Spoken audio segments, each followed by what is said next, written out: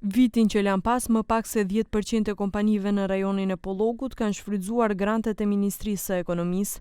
Për këtë arsye, ministri Besar Durmishi bashkë me kryetarin e komunës së Bogovinës Feti Abazi vizituan disa kompani për t'i njoftuar për përkrajen që mundsohet nga qeveria.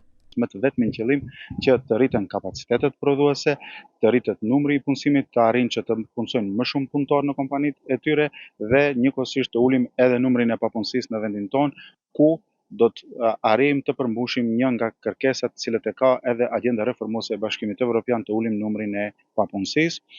Kemi filluar në zonën e Pollogut, pasi që informatat të cilat i kemi marrë deri më tani është që e vetmja zonë që ka më pak aplikime apo që ka më pak të interesuar është kjo zonë. Përkundër paketave që ofron qeveria, interesi i kompanive në këtë zonë mbetet ende në nivele mjaft të ulta.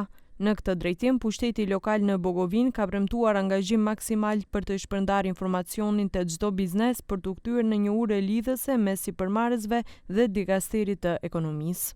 Ne si komunë do bëjmë çmos që të jemi në bashkëpunim me ministrin, qoftë se na ngelet diçka që na duhet ta realizojmë apo informacion që të arrihet deri te secila kompani, ne do marrim përsipër.